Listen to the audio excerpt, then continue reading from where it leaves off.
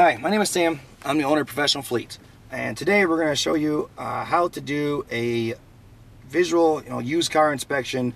This will be the test drive portion.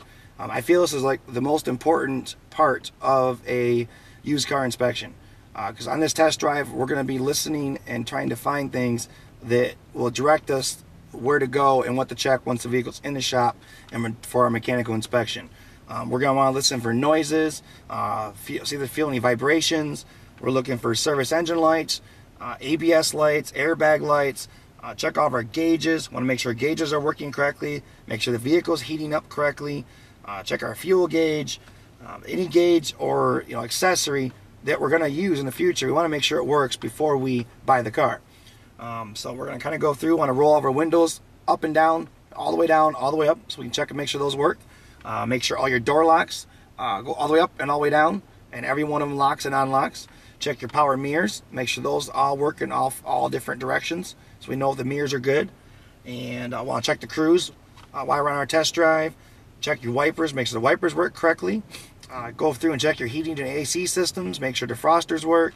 Make sure your heat works in all modes, on the floor, on the vents, as well as on the windshield. Make sure that the defroster comes on correctly and works. Make sure the blower speed works in all 4 or 5 speed levels. You want to make sure that your seat belts lock and unlock, front and back seats. That's really important. Another thing, a really important thing to do is make sure all your lighting, inside lighting works. Your dome lights, your interior lights. Make sure they all come on and go off correctly. And the good thing to do is have the person that owns the car previously kind of walk through with you and show you how these things work. Because trying to figure them out on your own can be quite difficult. And a lot of times you'll bring a car to the shop thinking you have a problem with the car you just purchased, and there's really no problem at all. It's just that you didn't know how to use it, or use whatever accessory it was correctly. So if you can get the owner or previous owner to spend some time with you showing you how these things work, how the accessories work, how to open a trunk or whatever, if you're not sure, that's a really good time to do it. So like I said before, check out your doors, your windows, your locks, your seats. Make sure the horn works, your wipers, your washers, your cruise control, your daytime running lights. Go through and open and close all the doors. Make sure they all open and close properly. Take the lock cylinder or the key you have and make sure it works in your trunk. Make sure it works in all your doors if necessary. Check your little keyless entry. Make sure that opens and closes all your locks and pops your trunk if it has one. And that pretty much covers a good portion of the interior stuff. And then on the test drive itself, once you get on the highway, because we're going to want to spend about 30 minutes test driving any used car you buy. You want to do about a 10 to 15 minute test drive around town, then about a 10 to 15 minute test drive on a highway. That way you can make sure the car is not going to overheat, make sure that your AC is working correctly, your heat is working correctly.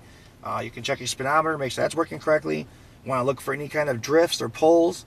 So make sure the car drives straight down the road, even with your hands off the steering wheel for a few seconds, you can verify that the track's straight. If it doesn't, we might have tire or alignment problems to worry about.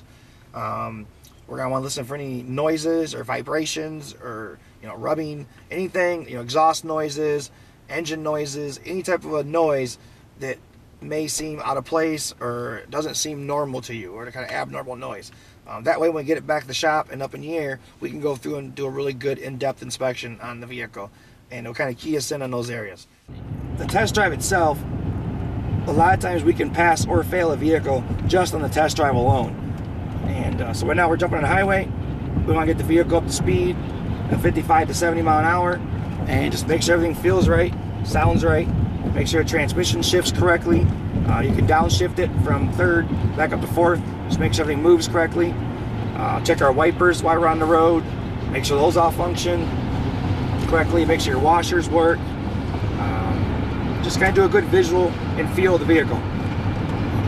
Make sure your seats all go forward and backward. The power seats work. And like I said, we're just looking for any lights that might pop on the dash that may have been erased or removed from the previous owner trying to hide something. So we're just trying to find things that the previous owner may have been trying to hide. And a good 30-minute test drive will usually find anything somebody's trying to hide. And once we get done with that, we'll get it back in the shop, get her up in the air, and do our mechanical inspection.